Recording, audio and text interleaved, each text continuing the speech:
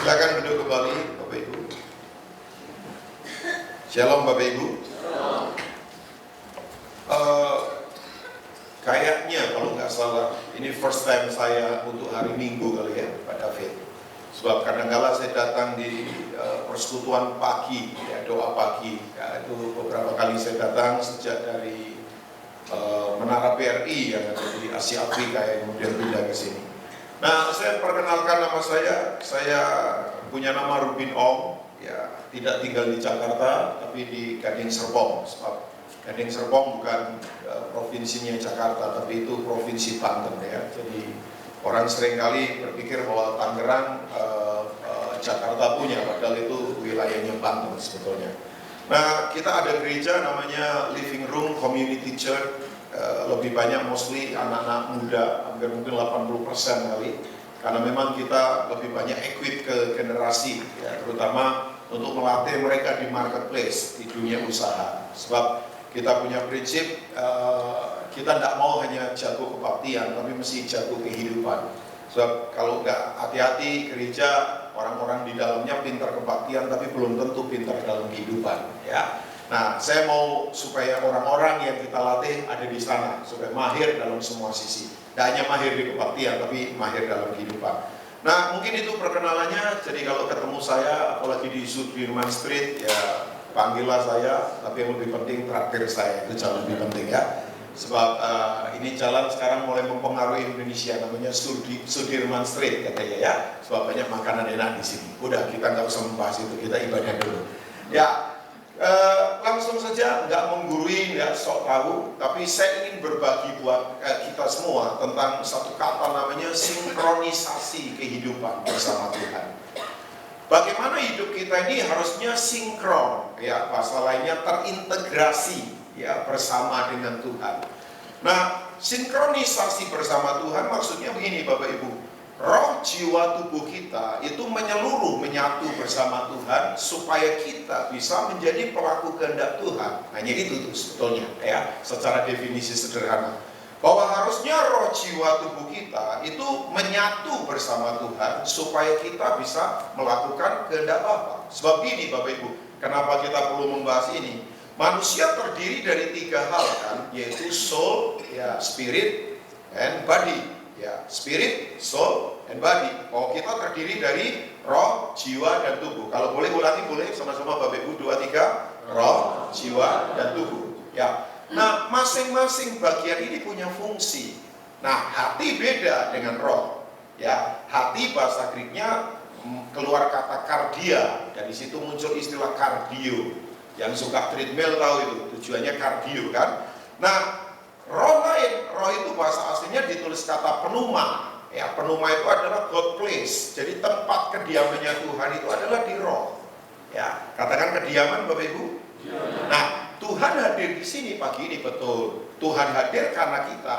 Hadir beda dengan diam. Kalau diam permanen, kalau hadir nggak permanen. Tuhan hadir di sini karena kita. Sayangnya begini, tempat kehadiran Tuhan bagus-bagus, tapi tempat kediamannya kadang nggak diurus. Yang ada adalah hal-hal yang tidak berkenan. Ya, banyak. Oh yes, sekarang tempat kehadiran Tuhan bagus-bagus. Oh, kalau lihat gedung-gedung gereja, wah keren-keren. Saya belum lama datang ke satu gereja, ya, beli mixer saja 1 biji hampir 10 miliar. Ya kan, itu cuma mixer itu yang buat ngatur suara, belum mic-nya segala. Wah, jadi orang kalau nyanyi suaranya fals, ya jadi lebih kelihatan falsnya. Jangan berpikir jadi lebih nggak fals kan? Karena saking detailnya sampai ketahuan. Itu udah kedengarannya keluar, udah ketahuan. Kalau fals makin kedengaran falsnya, sebab detailnya luar biasa. Elektrik sensornya begitu luar biasa, ya. Sampai yang jual kaget-kaget kan. Ini buat gereja. Wow. Sebab jarang ada gereja beli mixer begitu, tapi memang bagus suaranya. Bayangkan. Nah, saya hanya katakan gini. Nah, tempat kehadiran Tuhan oke lah, bagus-bagus. Tapi yang lebih diurusin harusnya tempat kediamannya Tuhan. Saya hadir di sini, tapi saya tidak berdiam di sini. Ya, nanti saya diusir sama yang punya tempat ini misalnya. Tapi kayaknya nggak diusir ya. Nah, kehadiran saya nggak permanen. Tapi tempat kediaman saya yang permanen. Nah, Tuhan hadir di sini, tapi Tuhan itu berdiamnya di our spirit, roh kita. Nah, kenapa penting membahas ini? Karena begini Bapak Ibu semua, soul, jiwa itu netral. Ya, jiwa itu netral. Dalam jiwa ada pikiran, perasaan, kemauan, itu netral, daerah netral. Jiwa kita, pikiran, perasaan, kemauan itu tergantung yang kuat yang mana. Nah, bahayanya kalau orang kuat tubuhnya, badinya, karena di tubuh itu ada 3 fungsi, yaitu yang pertama adalah makan minum, itu tubuh. Ya, yang kedua adalah alat reproduksi, seks, itu tubuh. Semua alat reproduksi ada di tubuh. Ya. Nah, yang ketiga adalah itu self defense mechanism, sistem pertahanan diri itu ada di tubuh. Saya kalau dilempar sesuatu saya refleks. Nah, itu karena sistem pertahanan diri yang memang ada di tubuh. Ya dong, ya kecuali orang senewen saja dilempar apa-apa, ya terima saja. Tapi fisikal kita ini punya self defense mechanism, sistem pertahanan diri. Makanya kenapa orang dilatih tubuhnya dengan taekwondo, kungfu, pencak silat, apa saja latihan-latihan fisik, muay thai, tinju lah atau apa. Karena itu mau kemudian gini lebih sensitif lagi supaya kalau ada body attack begitu dia cepat bisa menangkis, mengcounter. Nah, bahayanya begini. Karena jiwa itu netral, pikiran, perasaan, kemauan kita netral. Kalau orang tubuhnya kuat, makanya yang paling gak enak ini, mikirnya cuma makan minum, mikirnya cuma sensualitas, hura-hura, seneng-seneng, pornografi, selingkuh dan sebagainya. Dan yang parah lagi begini, kalau dengar khotbah di gereja, begitu gak enak buat tubuh, langsung ngeblok. Nah, ini bukan buat saya. Nah, itu orang yang kedagingannya kuat. Makanya saya beritahu, gak jaminan orang di gereja rohani kalau badinya kuat, dagingnya kuat. Kok kayaknya serius sekali ya menatap saya. Nggak, saya sampaikan ini karena saya nggak ada urusan dengan khotbah soal agama, bukan. Ini our life dalam kehidupan. Mas sudah jangan kaget, urusan sama orang Kristen network kok kerja curang-curang juga. Ya sudah jangan kaget karena dagingnya terlalu kuat. Pikiran, perasaan, kemauannya jadi digiring daging terus. Males-males, makanya kan saya kadang-kala ketawa kalau lihat orang Kristen pengen enak tapi nggak mau bekerja, males. Nah itu karena urusannya di body itu, soulnya di drive oleh body, ya jiwanya kemudian dikendalikan oleh tubuhnya ini, daging ini. Nah, kenapa kita perlu roh yang kuat? Sebab dalam roh ada 3 kan. Yang pertama fungsi roh adalah worship juga. Waktu kita menyembah Tuhan itu roh itu, ya. Yang kedua, roh itu dalam roh ada apa? Namanya revelation, pewahyuan. Katakan pewahyuan Bapak Ibu. Ya, where there is no revelation, the people cast of restraint. Tanpa pewahyuan, orang tidak akan kuat. Ya, makanya saya setiap kali mau khotbah, saya selalu berdoa. Karena begini, kalau cuma impartasi pengetahuan, saudara bisa browsing di internet lah, saudara bisa dengar khotbah-khotbah dari YouTube, saudara bisa baca buku rohani, banyak itu. Kalau sekedar knowledge, ya. Makanya kalau orang tanya gini, Pastor Rubin yang paling susah dalam pelayanan apa? Yang paling susah, saya tergoda menjawab gini, merintis jemaat dengan fasilitas nggak ada, itu kan susah. Ternyata enggak. Yang paling sukar buat saya adalah melakukan yang saya khotbahkan, mengkhotbahkan yang saya lakukan. Itu enggak gampang. Saya ulang lagi, untuk saya melakukan yang saya khotbahkan dan saya khotbahkan yang saya lakukan, artinya saya tidak tipu-tipu karena saya ngalami. Nah, itu enggak gampang buat saya. Nah, itu tuh ya. Nah, yang ketiga dalam roh itu selain ada fungsi worship, revelation. Nah, ini yang penting Bapak Ibu semua. Dalam roh ada fungsi apa? Hati nurani. Ya. Orang kalau punya hati nurani, itu punya kemampuan membedakan yang salah dan benar. Ya, sorry ya, kalau orang sudah nggak lagi bedakan salah dan benar, ya mau gelarnya dari luar negeri, ya berarti hati nuraninya terganggu. Mas saudara jangan kecewa kalau lihat orang, para pemimpin, para apa, ya kan, berantakan, korupsi dan sebagainya, padahal gelarnya tinggi-tinggi, jago-jago di bidangnya. Itu persoalannya hati nurani. Makanya bodoh pintar bukan soal gelar, bodoh pintar itu soal hati nurani. Ya kan? Saudara jangan terpesona dengan orang punya gelar, dengan orang punya kedudukan. Masalahnya kalau hati nuraninya nggak pulih, ya itu susah. Nah, kenapa ibadah diadakan, gereja ada itu tujuannya itu. Karena kalau roh kita kuat, jiwa dituntun oleh roh, pikiran, perasaan, kemauan lain dalam kehidupan. Ya, kita akan berbeda. Nah, 3 hal ini perlu tersinkron dengan Tuhan. Kenapa sih? Coba kita lihat 1 Korintus 6 ayat yang ke-17 dari Alkitab kita. Saya belajar untuk tersinkronisasi dengan Tuhan. Nah ini dia, thank you ya yang di sini. Tetapi siapa yang apa Bapak Ibu? Mengikatkan diri, bukan diikat. Kalau diikat dipaksa berarti, atau terpaksa. Yang diikat siapa? Penjahat. Dong? Loh, lain kan? Kalau mengikatkan diri berarti ada unsur willingness, kerelaan. Makanya please ya, jadi Kristen jangan dipaksa-paksa, jangan. Maaf, jangan memberi kalau terpaksa. Ya, saya sebagai hamba Tuhan kasih tahu, jangan memberi kalau terpaksa. Jangan melayani karena terpaksa. Jangan. Semua yang terpaksa itu nggak nyaman karena nggak muncul dari hati. Tapi kalau ada kata siapa yang mengikatkan dirinya pada Tuhan, menjadi satu roh dengan Dia. Ini tersinkronisasi ini hidupnya. Nah, tersinkron ya, terintegrasi semua hal bersama Tuhan. Nah, orang kalau tersinkron dengan Tuhan tandanya banyak. Misal, nggak gampang ngomel dengan apa yang terjadi. Bersyukur itu menjadi gaya hidup. Ya, sebab dia tahu bahwa Tuhan bergaulah dalam segala sesuatu. Yang percaya katakan amin. Udah manusia mau bikin apa? Ya, kadang-kala memang kita nggak ngerti dengan rahasia ilahi. Ya kan? Apa yang terjadi di Indonesia belum lama ini, banyak orang panik kan. Sampai beberapa jemaat ngomong, udahlah pindah-pindah saja kemana lah, bawa-bawa aset kemana begitu. Saya kemudian, udah, jangan emosional, jangan reaksional. Yang lucu masa kok gereja dipengaruhi dunia? Jangan dong, dunia dipengaruhi gereja. Ya dong, tuh, panik-panik kan. Ya, panik-panik coba. Saya mau pindah ke mana? Gak ada negara aman di dunia ini. Yang aman cuma satu, di bawah kaki Tuhan. Tuh, sudah pikir Eropa aman? Enggak. Sudah pikir Amerika aman? Enggak. Ya, coba. Gak ada yang aman. Yang aman cuma satu. Wong Alkitab sudah katakan langit dan bumi ini pasti lenyap. Yang tinggal tetap hanya firman Tuhan. Jadi kalau orang tanya keadaan ke depan bagaimana Pak Rubi? Makin gak baik. Percayalah. Wong Alkitab sudah nubuatkan sampai nanti kedatangan Tuhan, Dia mendirikan kerajaan, kita memerintah bersama Dia. Nah itu kebahagiaan selama-lamanya yang tidak akan pernah dicuri oleh apapun dan siapapun. Yang setuju katakan amin? Nah kita sedang menunggu ke sana itu Bapak Ibu. Ya menunggu jangan pasif, tetap bekerja, tetap lakukan bagian kita. Ya. Nah oke, kenapa kita perlu tersinkron dengan Tuhan? Alasannya apa? Nah ini dia. Coba ke Efesus 3 ayat 20. Ini adalah doa dari Paulus, seorang hamba Tuhan, seorang entrepreneur, ya pengusaha, tapi dia juga pelayan Tuhan.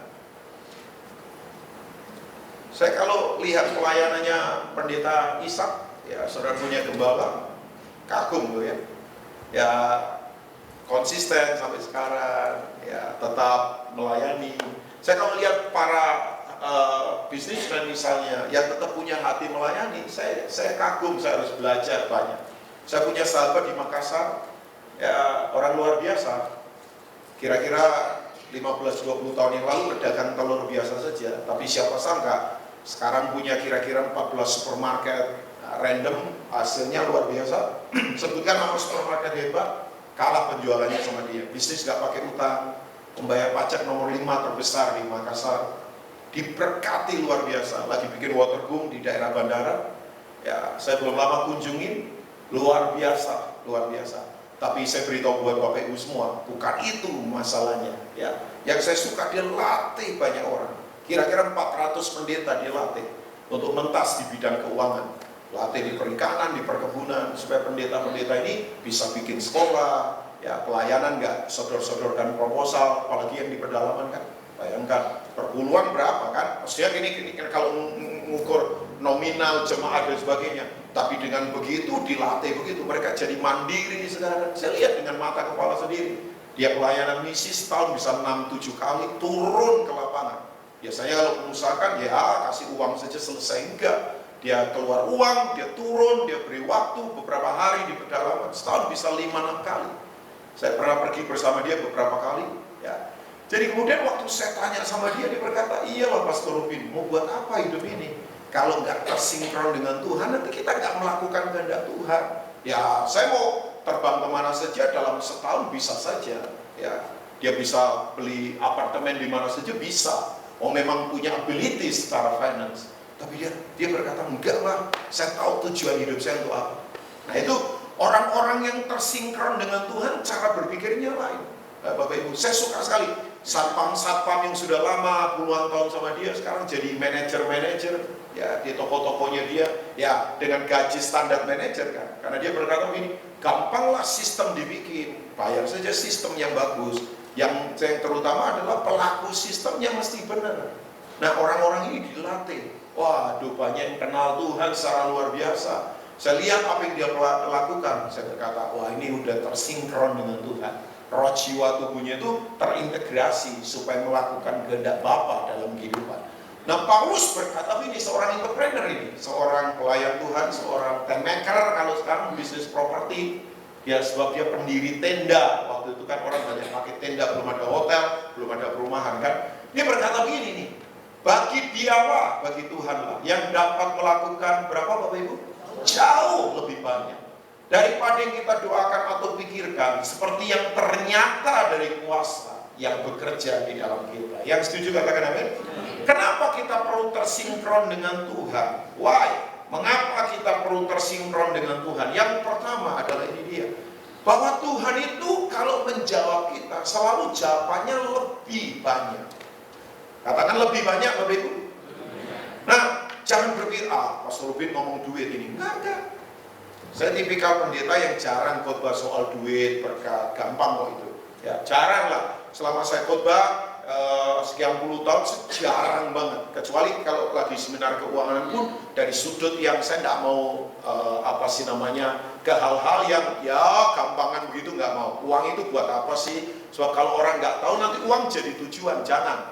Saya ingatkan buat Bapak Ibu ya, uang bukan tujuan. Uang itu hanya alat. Tujuannya satu, kehendak Allah terjadi. Uang bukan tujuan, uang alat saja. Kalau uang sudah jadi tujuan, motivasi berantakan. Ya kan? Oh termasuk di pelayanan. Makanya nggak semua pelayanan itu pelayanan. Tidak semua atas nama pelayanan itu pelayanan. Nggak dong. Justru banyak orang kadang-kadang hancur di wadah pelayanan karena belum tentu pelayanan itu pelayanan. Bisa saja pelayanan itu jadi pelayonan. Nah, tanya sama Bu Hana ini. Ya, terjemahannya pelayanan apa itu ya? Jadi pelarian. Pelayanan itu pelarian, itu bahasa Jerman itu.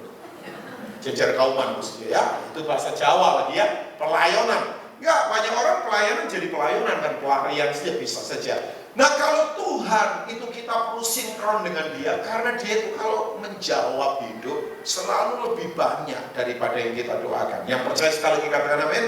Nah lebih banyak di sini, lebih banyak apa? Lebih banyak apa sih di sini ini maksudnya?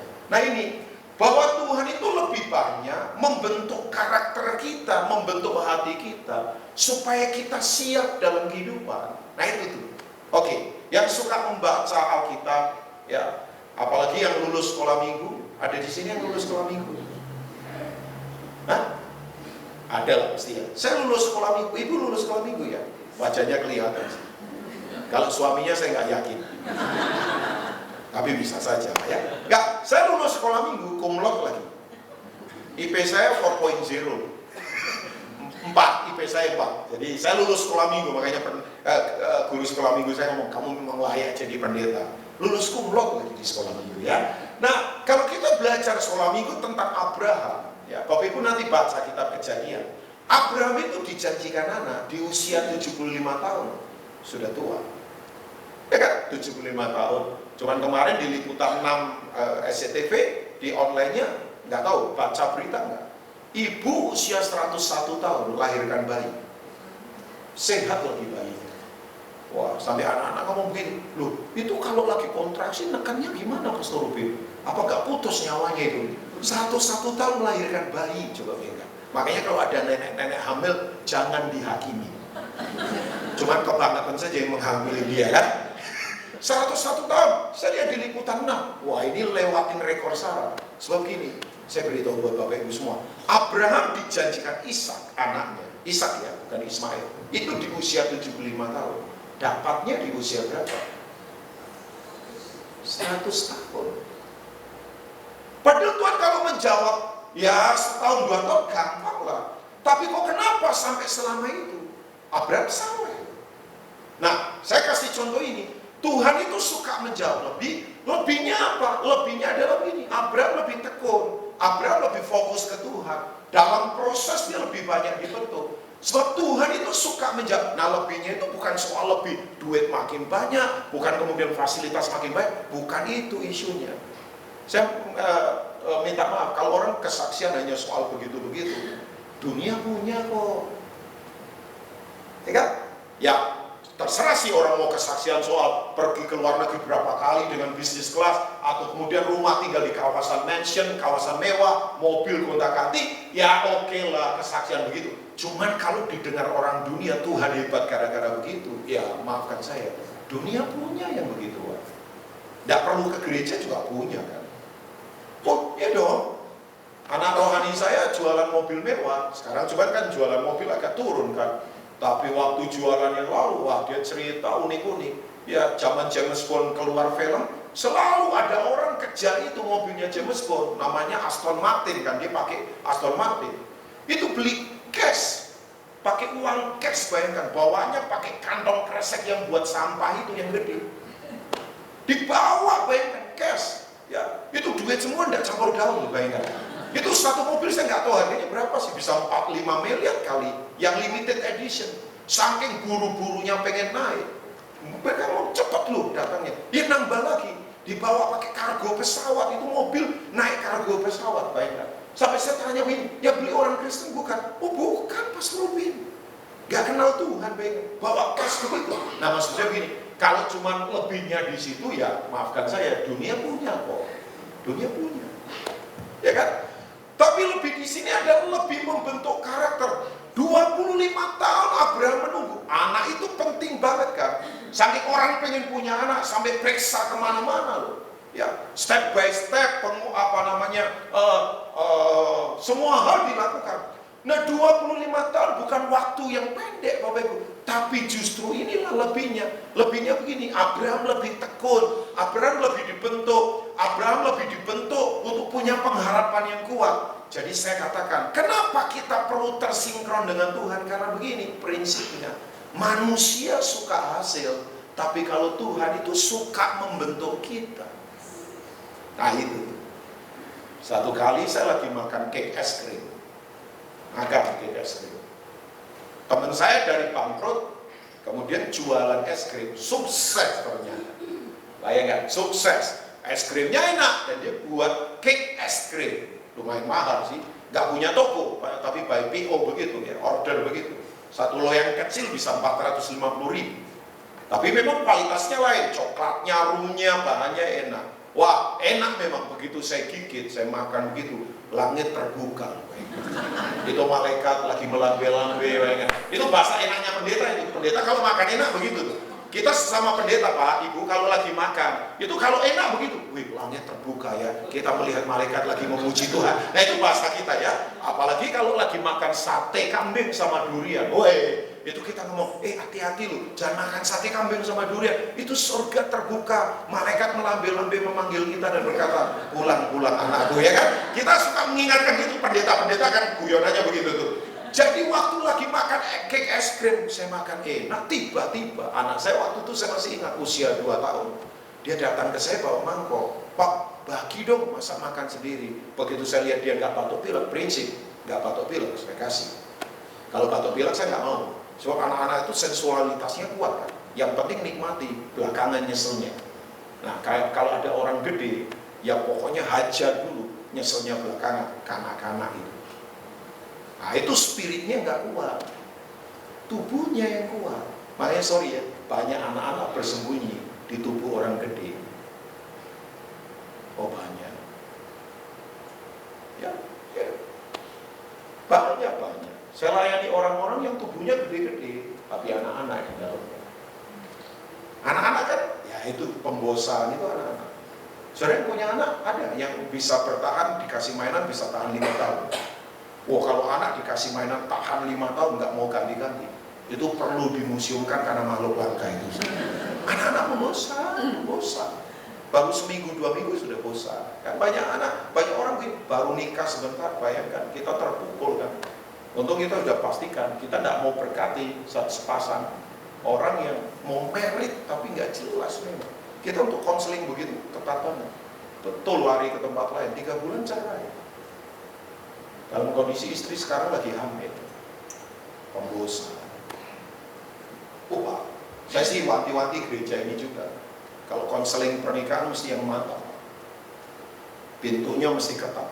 Oh, tanggung jawab Pak kita ini Pak di hadapan Tuhan. Nggak main-main keluarga. Ya, telusuri sampai ke dalam.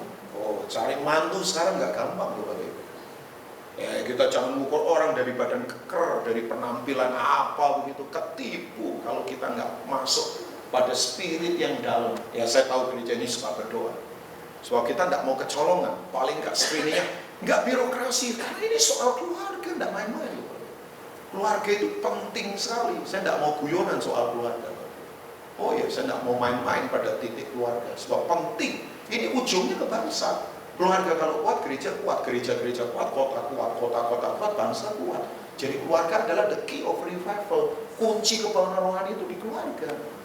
Kalau keluarga berantakan, ya bangsa berantakan. Hasilkan generasi apa? Ngeri kan, Bapak Ibu ya? Oke, itu hal yang perlu. Nah, waktu kemudian dia minta, saya tuangkan es krimnya. Begitu saya mau tuang, saya kaget. Karena di mangkok itu ada beberapa semut. Wah, saya mau, loh sayang, ini tadi kamu ngambil di dapur. Nah, saya nggak tahu gimana. Saya kemudian ngomong begini, ya sudah, sekarang begini saya, prinsip lagi. Kamu ke wastafel, keran air dibuka. Nah, itu sumber hidup itu. Sebab hidup itu bukan toolsnya kan, sumbernya. Kamu punya bapak, punya sumber. Sekarang ini dicuci. Ya, dicuci itu kakek-kakek gambaran hatimu dicuci. Jadi kamu ke keran air, dia kerja. Saya nggak mau dia dapat reward tanpa kerja. Jadi sekarang kamu jangan malas. Kamu buka keran air, kamu lap pakai sabun, kemudian lap pakai tisu, datang lagi ke papa. Dia lakukan. Dia dapat es krim, bayangkan. Anak kecil dapat es krim kayak pengusaha menang tender puluhan miliar kan, itu sama kan? Masih kecil Pak, coba. Dia malah dikasih uang, malah nggak mau kali. Dikasih es krim dia mau kan? Itu kan standarnya anak. Begitu lap dia datang ke saya. Bapak Ibu tahu, saya tuang untuk dia lebih banyak buat dia daripada saya. Sementara saya menuang, saya menangis. Anak saya kritis, tiba-tiba ngomong, masa papa dimintain es krim nangis? Kan? Nah, enggak saya. Waktu saya nuang, saya nangis. Kenapa saya nangis, Bapak Ibu? Tuhan ngomong kata-kata pendek tapi dalam. Ruby, enggak ada bapak yang nahan terbaik buat anaknya. Enggak ada. Oh, dia anak saya kok. Dia tidak perlu lari-lari dulu untuk dapatkan reward kan? Dia tidak perlu kemudian nari hula hoop dulu untuk dapatkan es krim kan? Dia anak saya yang penuh kekurangan saja tahu memberi yang terbaik, planning yang terbaik untuk dia, untuk sekolahnya nanti, untuk apanya, minimal saya punya planning buat dia. Jadi kemudian waktu Tuhan berkata begitu, saya sadar ini ya, masalahnya wadah siapnya. Kan saya nggak mungkin ngomong begini, nah kamu belum pernah makan es krim rasa semut kan? Sakit nanti. Nah sorry itu saya, banyak orang berdoa minta diberkati. Kalau ininya nggak siap, meledak, pecah. Saya lihat ada orang baru kaya sedikit, sudah kehilangan nilai, remehkan orang, nggak respect. Ya ampun, baru naik mobil Alphard, sudah jalan kayak nggak menginjak tanah, apalagi naik Alphard. So saya beritahu, kalau ini nggak kuat, nggak siap. Saya diajar papa saya begini, Rubin, hidup jangan gampang terheran-heran di dunia ini. Wah itu nggak gampang itu. Ya kan? Saya datang ke satu rumah, ribuan meter. Bagusnya luar biasa. Dibangun hampir 5 tahun. Karena memang semua toolsnya dari luar negeri. Keran air pakai sepuan emas kayaknya. Keran airnya. Ya, saya ajak teman saya kaget-kaget. Udah, begitu ya begitu, tapi jangan begitu. Saya juga kaget-kaget sebetulnya, tapi kan saya diem. Saya udah biasa saja. Nanti jantungmu bermasalah. Saya udah biasa saja. Lihat hidup itu biasa saja. Walaupun kita kadang kaget-kaget kan dengan berkat Tuhan. Saya ngomongin, udahlah. Tapi saya harus katakan ini, kalau ini nggak kuat, meledak kehidupan. Makanya saya ingatkan buat Bapak Ibu semua, Tuhan membentuk karakter kita, Tuhan siapkan hati kita. Percayalah, Dia kalau memberi selalu terbaik, selalu tidak pernah kekurangan, selalu yang hebat. Pertanyaannya, siap nggak terima itu? Loh, untuk dibentuk begini gak gampang Bapak Ibu. Ini saya ya Pak David ya, dan yang lain ini saya. Ya, saya sampai hari ini tidak main Instagram dan Facebook. Untuk saya, terserah. Kalau ada pendeta yang main, gak apa-apa juga. Ya, saya, udah saya putuskan saya main Twitter saja. Sebab ya kalau Instagram gitu pengusaha, pebisnis main. Sebab itu penting untuk jualan. Nah kalau pendeta mau jualan apa? Coba, ya kan? Sebab saya pernah lihat, ya ampun, ada satu pelayan buka garasi, ada mobil mewah di dalamnya. Kemudian di Instagramnya tulisannya, tiada yang mustahil bagi Tuhan. Keren banget, saya berkata, wow. Ya, enggak, saya cuma berpikirnya begini, ya ampun, kalau ada orang yang susah melihat itu kan, nah saya enggak mau ke sana. Tapi untuk saya kemudian kalahkan itu enggak gampang. Makanya saya bersyukur di tempat ini enggak pernah dimintain foto. Seringkali kalau KKR di mana-mana, orang minta foto, saya paling enggak mau. Saya berkata, enggak usah, jangan. Ya, enggak usah. Kalau perlu nggak ada nama saya, kalau perlu kecil lah kalau ada. Itu orang lihatnya pakai mikroskop begitu baru kelihatan kan. Saya mau biar Tuhan ditinggikan saja. Tapi saya beritahu buat Bapak Ibu, untuk saya lakukan ini tidak gampang.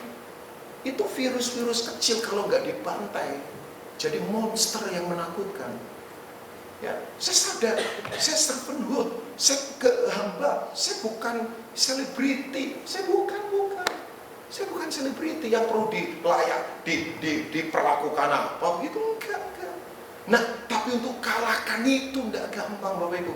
Makanya saya ingatkan ini, kalau Tuhan menjawab lebih, itu karena Dia suka bentuk kita di dalam. Oke, yang kedua, kayaknya sedih sekali mendengar ini, saya nggak tahu ya. Ya, saya memang suka menyedihkan orang, Mas, supaya kembali ke prinsip yang benar. Karena artinya kalau saudara lagi bergumul belum dijawab, jangan marah, jangan kecewa. Karena Tuhan sedang membentuk kita. Yang mau katakan amin? Kalau ada yang usaha lagi mungkin tertatih-tatih, gak apa-apa. Udah. Jangan kecewa sama orang, jangan berharap sama manusia. Tetap andalkan Tuhan dalam segala hal. Orang tanya, Pak Robin pelayanan sudah berapa lama? Atas anugerah Tuhan mungkin hampir 35 tahun saya melayani. Dari step by step. Keluar masuk SMP pakai sepeda. Ya, saya makanya sering nasihati para pelayan, kalau sudah tiba-tiba naik, saya ngomong hati-hati dalam hidup. Bukan iri, bukan. Karena saya tahu prosesnya memang gak gampang. Makanya jangan kaget beberapa orang terjungkal di pelayanan. Nah, saya dorong Bapak Ibu semua, doakan pendeta-pendeta yang khotbah di sini. Jangan hanya dapat dari mereka, support keluarga mereka, support hidup mereka. Kita itu di pelayanan kan paling gak enak begini. Pendeta diharapkan untuk khotbah bagus, tapi orang-orang gak mau tahu pertempuran mereka, gak pernah didoakan. Begitu jatuh langsung dituding. Waduh, ladang pelayanan memang gak gampang. Saya tahu. Mata saya sekarang beda Bapak Ibu, melihat orang jatuh. Ya. Coba, kita kan berharap pendeta khotbah memberkati luar biasa. Pernah nggak paling nggak seminggu sekali, doakan orang yang khotbah. Misalnya minggu ini yang khotbah siapa? Doakan Bapak Ibu, minimal seminggu sekali lah doakan supaya mereka tetap kuat. Karena pertempuran memang nggak gampang dalam kehidupan. Oke, yang kedua, bahwa kenapa kita perlu tersimpan? Karena yang kedua begini, bahwa Tuhan itu mau kita sepikiran dengan Dia. Kenapa kok kita sepikiran dengan Dia, Pastor Rubin? Karena, ini medan tempur paling luar biasa itu ada pada cara kita berpikir. Ya. Makanya betul, orang kalau pikirannya salah, tindakannya salah, kebiasaan salah, karakter salah, masa depan kuat karena karakter kuat karena kebiasaan kuat karena perbuatan kuat karena cara berpikir lemah, tindakan lemah, kebiasaan lemah, karakter lemah, masa depan lemah. Ya, enggak, prinsip kan? Kalau cara berpikir kita nggak kuat, tersinkron dengan Tuhan, hidup nggak akan mungkin kuat. Oke, boleh saya tanya Bapak Ibu, boleh nggak burung terbang di atas kepala kita? Ya boleh. Kalau nggak boleh melanggar undang-undang perburungan. Loh, burung terbang di atas kepala saya, go ahead, sekian meter kok dari atas kepala saya kan? Tapi yang tidak boleh adalah apa? Waktu dia hinggap di kepala saya, bikin sarang, buang kotoran dan bertelur. Wah, saya tidak akan izinkan. Karena saya akan pukul dengan tangan saya. Kan tangan lebih tinggi dari kepala. Ya kan? Ini bahasa penyembahan. Waktu mengangkat tangan, kita pukul itu semua hal yang salah. Itu worship itu. Ya. Nah, maksudnya apa Pastor Rubin? Nah, maksudnya begini. Kalau pikiran kotor, najis, jahat melintas di kepala saya, ya nggak apa-apa. Saya tidak memikirkannya kok. Ya, kadang saya sembari duduk tiba-tiba ada pikiran jahat keluar. Tiba-tiba ada pikiran nggak benar keluar. Ya biasa saja, itu kan pertempuran rohani. Tapi saya tidak akan izinkan kalau dia sampai menguasai pikiran saya, bercokol, kemudian bertelur, buang kotoran, bahkan menduduki dengan cara dia beranak. Saya tidak akan izinkan. Nah, maksud saya ini medan tempur yang luar biasa. Makanya Bapak Ibu, kenapa kita tersinkron dengan Tuhan? Sebab kalau cara berpikir kita tidak sepikiran dengan Tuhan, kita tidak akan kuat. Oke, saya akan kasih satu ayat dulu ya, sebentar. Roma pasal 12. Jemaat di sini memang tenang-tenang begini ya. Ciri khas orang Bandung ya, karena hawa sejuk jadi mungkin kurang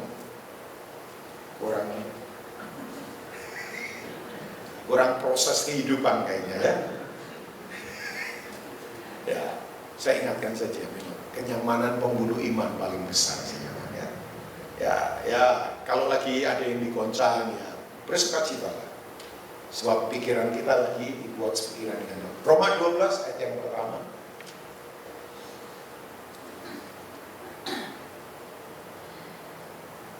Pendoa saya ingatkan ya, para pendoa ya.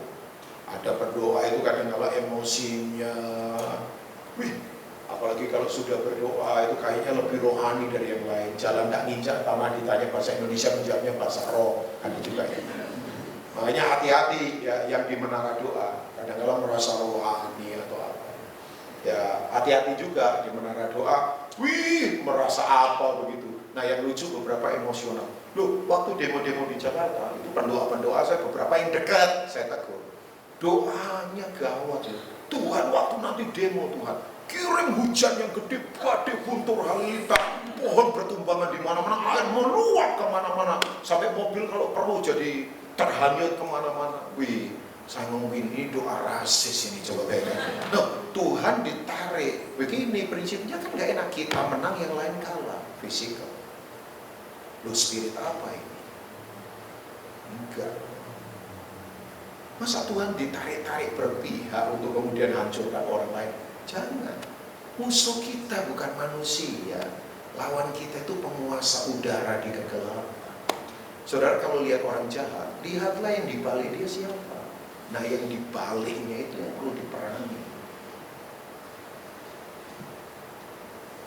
Loh jujur, kita ini sekarang terdorong untuk benci. Untuk apa? Jangan. Saya tidak mau membenci siapapun. Kasih musuhmu.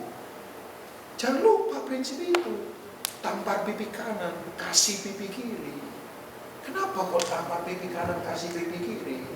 Kan mencong supaya seimbang lagi. Nah, itu tafsiran saya sih. Nah. Kita jangan lupa prinsip itu. Makanya kalau nggak sepikiran dengan Tuhan, hati-hati yang suka WA ya, hati-hati.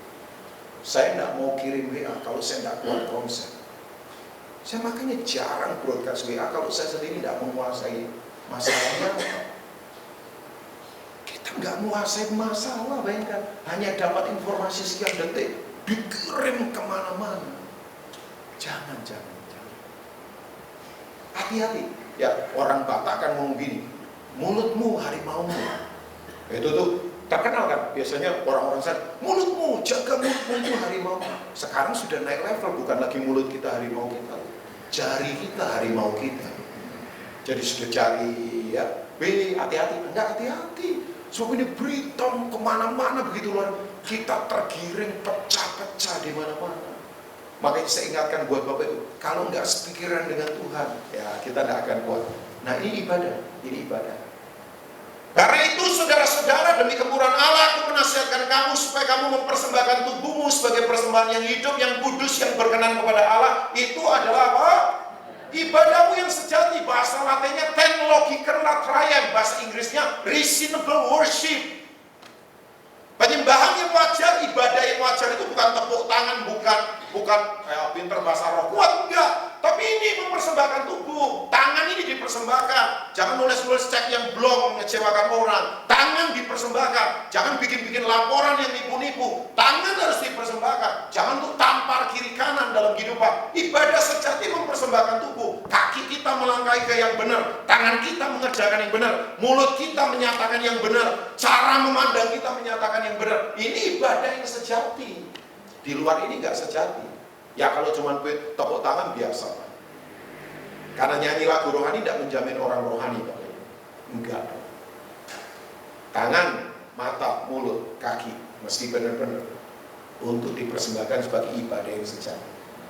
Makanya saya ingatkan buat Bapak Ibu ya, pelecehan paling dalam adalah kalau firman dikurung pada 4 dinding tembok, ditabiskan di acara kebaktian dengan pembicara bagus, alat musik bagus, tapi ditinggal di sini nggak pernah dibawa keluar.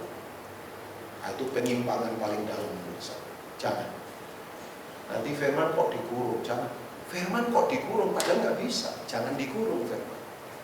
Firman harus dilepaskan dalam hidup sehari-hari.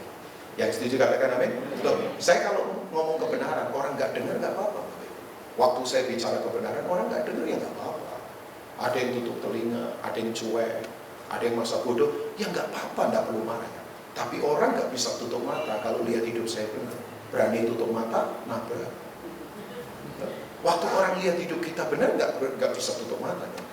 Waktu kita ngomong kebenaran, orang tutup telinga, nggak apa-apa, jangan marah. Sementara saya khotbah begini, ada yang mendengar, ada yang enggak, ya nggak apa-apa. Wong saya yang penting khotbah saja, sharing saja kan, berbagi saja. Karena saya kan nggak kenal saudara satu persatu, berbagi saja. Ya, tapi kan orang nggak bisa tutup mata waktu lihat hidup saya benar. Kalau saudara hidup benar, orang sekeliling saudara nggak bisa tutup mata, nggak bisa. Ya kan? Makanya kalau cuma berdebat jangan, hindarilah. Debat kusir nggak perlu sampai otot keluar, tekanan darah naik. Ya buat apa? Jantung jadi deg-degan. Jangan, hindarinya begitu. Perbuatan kita lewat kehidupan saya. Nah semua ini terjadi karena apa? Ayat yang kedua. Gak lama lagi saya akan selesai. Boleh gak yang main keyboard maju ke depan? Yang drum jangan. Nanti bikin bising lagi ya. Nanti saja yang main drum ya. Oke. Enggak, tadi Roma 12 ayat yang kedua. Bukan Efesus. Oke. Nah ini Bapak Ibu. Gak mungkin tubuh dipersembahkan kalau pikiran gak sepikiran dengan Tuhan. Menurut majalah Intisari, kecepatan otak memerintah anggota tubuh bergerak kecepatannya berapa? Ini logik, ilmu pengetahuan. Otak memerintah anggota tubuh bergerak, itu kecepatannya tahu Bapak Ibu? Diukur sama seorang ahli otak.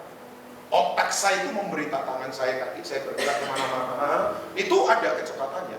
Kapan tangan saya, kaki saya bergerak sendiri tanpa perintah dari otak? Wah itu berarti ayam.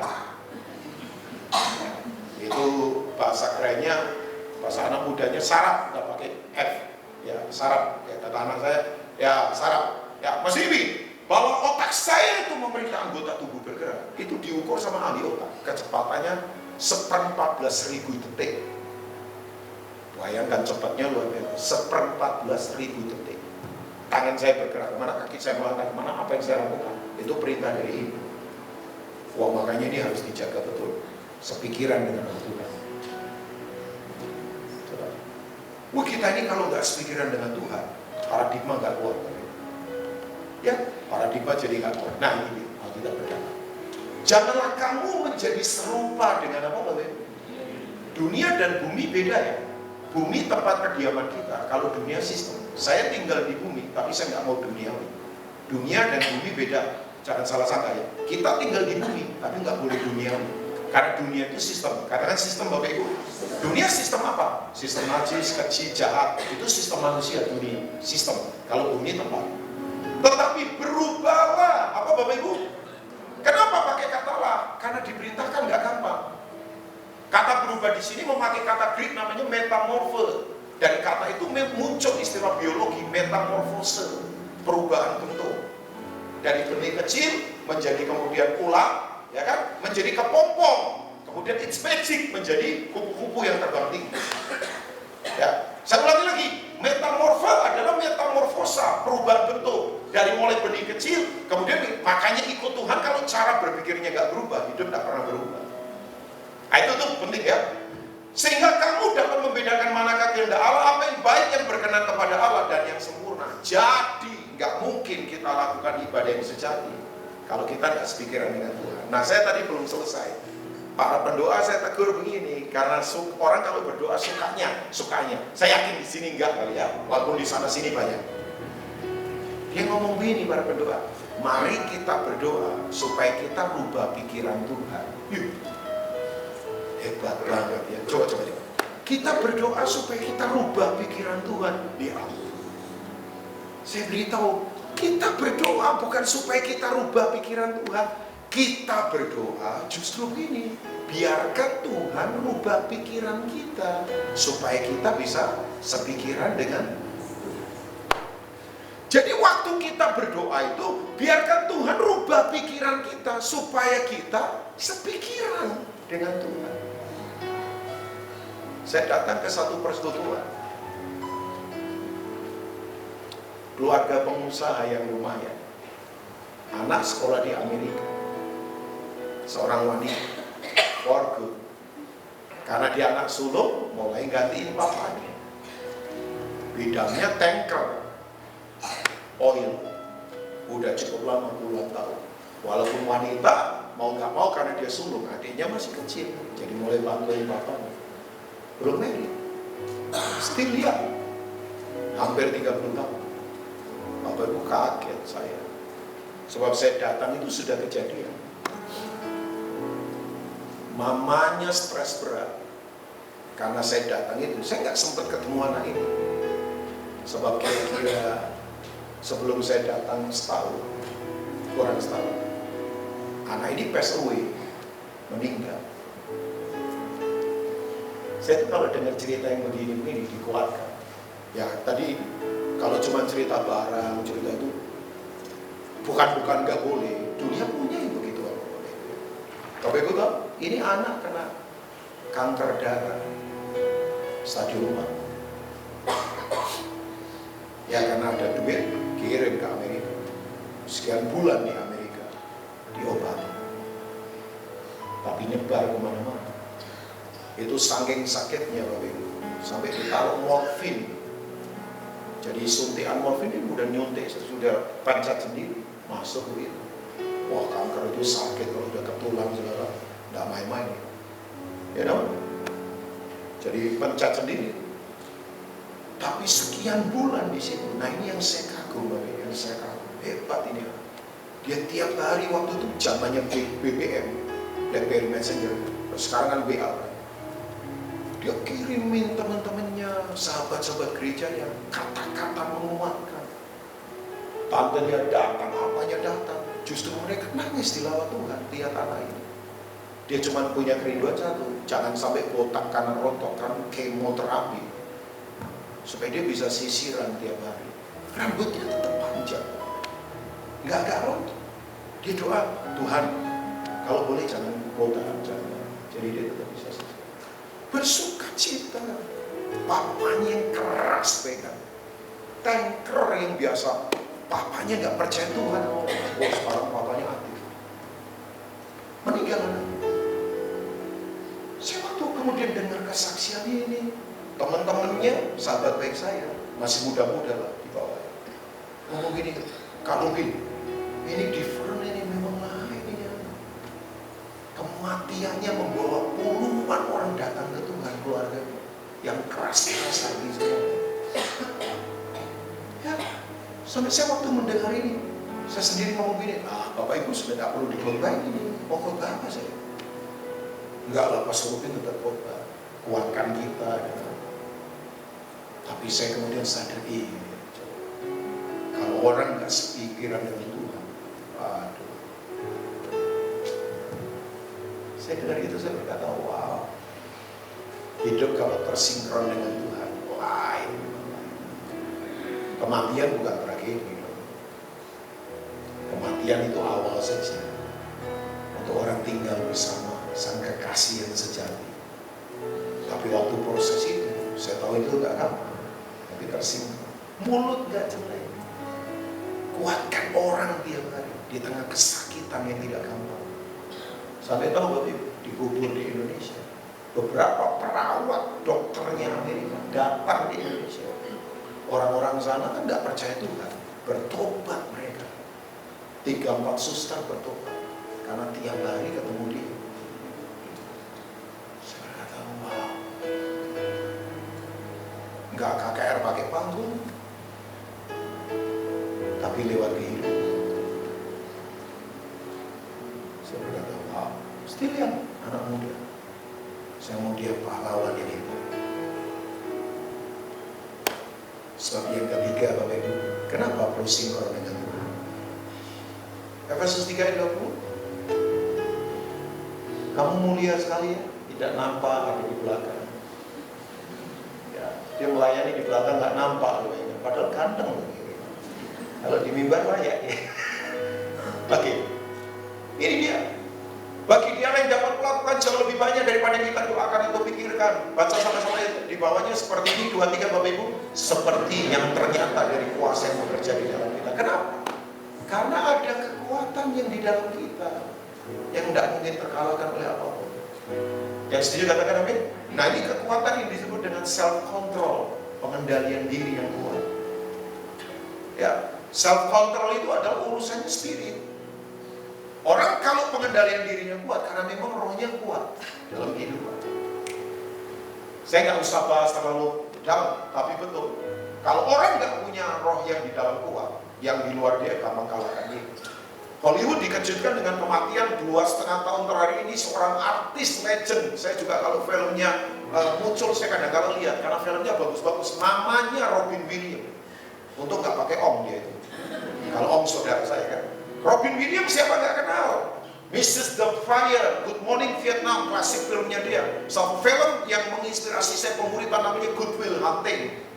Sebab dia waktu itu ngajar seorang anak urakan tapi pinter. Sekolah formal nggak mau terima dia. Anak ini sekarang jadi bintang film terkenal, namanya Matt Damon. Ya, itu film itu luar biasa, Good Will Hunting. Terus kemudian beberapa filmnya dia, ya meledak, miliaran orang tonton. Tapi air hidupnya mati, orang mati biasa. Cuman matinya dia aneh, karena matinya adalah bunuh diri. Sampai Barack Obama ngomong, I'm shocked, kan zamannya Obama itu. Dia berkata, saya terkejut luar biasa. Kenapa bisa begitu? Ternyata di wasiatnya Robin Williams ngomong gini, semua orang puja saya, semua orang anggap saya hebat, tapi sebetulnya saya tidak tahan di dalam. Sayapnya diambil jalan pintas, putuskan untuk bunuh diri. Usianya 62 tahun. Coba kalau dia baca Mazmur 91, dia mungkin tahan itu. Kan masa hidup kami 70 tahun. Jadi kurang 8 tahun saja sebetulnya kalau nunggu ya. Ya kalau kuat 90 tahun. Enggak, saya nggak tahu dia baca Mazmur atau tidak. Dia meninggal. Oke, dia mati karena tidak tahan di dalam. Saya compare sekarang supaya seimbang dengan bintang pop Amerika yang punya panggung juga. Ya memang orang kalau sudah tua bisa post-power syndrome, nggak ada yang nonton, nggak ada sorot lampu. Tapi orang ini luar biasa, namanya Stevie Wonder. Ya kan? Stevie Wonder, lagunya terkenal kan? Ya salah satu lagunya, ya kita suka nyanyi, I just go to say I love you. Ya, saya kalau nyanyi lagu itu ke istri saya hamil. Ya kan? Ke istri saya, I just go to say I love you ke istri saya. Ya. Nah, kalau nyanyi ku pandang wajahmu ke istrinya orang, nah itu gak rohani. Yang tadi malah rohani tadi ya. Nah, itu tergantung motivasinya sebetulnya. Nah, Stevie Wonder ngomong gini, saya sudah tua. Katy Perry muncul, Michael Bublé muncul, Adam Levine muncul, Adele muncul, penyanyi-penyanyi bagus-bagus kan, yang baru-baru. Dia ngomong, gak ada produser yang mau bikinin saya album. Saya kehilangan panggung, saya kehilangan sorot lampu, saya stres. Saya pengen lari ke obat. Oh, itu pertempuran. Pendeta juga stres loh. Kamu bisa stres juga kalau kehilangan panggung. Makanya dari tadi kan saya menghindar mimbar supaya ini tidak bikin saya stres kan. Sebab bisa buat stres juga. Bapak Ibu yang luar biasa. Dia keluarkan album terbaru. Dedikasinya dia di Belantika Musik. Ada yang tahu nggak judul album? It's time to love. Waktu untuk kasih. Di salah satu lagunya dia ngomong gini, jujur. He's black. Dia buta. Tapi suaranya keren. Udah kata lama. Terakhir dia nyanyi sama Sting. Judulnya Free Child. Klik di YouTube. Dua orang ini nyanyi keren. Free Child. Rapuh. Itu lagu menurut saya manusiawi yang mendarat banget. Nilainya bagus. Dia ngomong gini, darah banyak berserakan di bumi. Tapi waktu hujan turun, itu darah semua dihapus. Itu bicara Allah hujan. Sting kan anaknya bunuh diri juga. Kita tahu kan, background mereka. Gak susah pelajari begituan. Yang simple tapi kena dalam kehidupan kan. Gak usah mulu-mulu. Saya juga lagi suka lagu lama, lagunya The Rollies. Pendeta mestinya punya lagu seperti itu. Judulnya Bimbi kan. Bimbilah seorang gadis, sederhana tapi manis. Kalau saya ditanya, Pak Rubin jadi pendeta, mau jadi pendeta seperti apa? Sederhana tapi manis. Loh, ya dong, mau apa? Mau gaya-gaya apa coba? Saya mau jadi simplicity but sweet. Simplicity but sweet. Bisa makan di mana saja, asal jangan makan orang. Bisa naik apa saja. Orang berkata, apa Rubin mobilnya biasa? Gak apa-apa. Kalau cuma dihina pada titik itu biasa lah. Tapi kalau orang hina begini, ini duit gak jujur. Nah saya gak mau itu. Saya gak mau. Saya tegas pada prinsip itu. Kalau cuma naik apa ya gak apa-apa. Mau naik angkot, mau naik apa, biasa saja. Jadi pendeta yang gampang dipegang, touchable begitu. Kan banyak pendeta yang untouchable sekarang. Untouchable coba pegang. Ketemu Tuhan gampang, ketemu pendeta susah sekarang. Mau konseling 3 bulan, pegang. Orang yang daftar sudah mati dulu sebelum konseling. 3 bulan pegang. Nah, saya kalau ditanya, saya mau kayak Bimbi. Bimbilah seorang gadis, sederhana tapi manis. Iya kan? Cuman kan Bimbi lupa diri, lupa kampung halamannya, karena gemerlap dunia kan. Akhirnya dia duduk berdiri seorang diri, karena orang sudah lupa sama dia. Nah itu kalau lupa diri. Lupa diri kemungkinannya 3 kan Om. Yang pertama pingsan, yang kedua mati, atau yang ketiga edan. Ya kan? Loh, orang lupa diri kan either pingsan, mati atau gila kan? Ya kan? Nah, jadi kalau orang lupa diri berarti konotasinya 3. Kalau nggak pingsan, mati atau gila. Nah, saya nggak mau lupa diri. Saya tahu siapa saya. Wajah sudah mulai nggak curiga sama saya. Haleluya. Oke. Saya lagi ngomong apa nih? Nah, saya masih ingat Stevie Wonder. It's time to love. Dia berkata begini. Saya stres. Gak ada lagi panggung, gak ada solo lagu, gak ada produser. Saya pengen minum obat. Saya pengen bunuh diri. Saya mau lari ke minuman keras. Saya mau jadi alkohol. Tapi dia berkata begini, yang membuat saya bertahan sampai hari ini. Karena dia berkata begini, saya tahu Tuhan yang baik tinggal di dalam saya. Itu kekuatan yang tak berkalah. Sampai hari ini Stevie Wonder masih suka nyanyi. Sudah tua. Mungkin usia 60 tahun lebih, mendekati 70 tahun. Terakhirnya nyanyi sama Sting, itu yang tadi saya katakan, Free Child. Coba klik saja di YouTube. Oh itu lagunya keren banget. Saya diberkati sekali dengan apa yang dikatakan. Tuhan memberkati saudara. Tetap bersinkron. Gak usah panik dengan apapun. Gak perlu emosional. Tuhan kita tetap berdaulat. God bless you. Mari bangkit berdiri.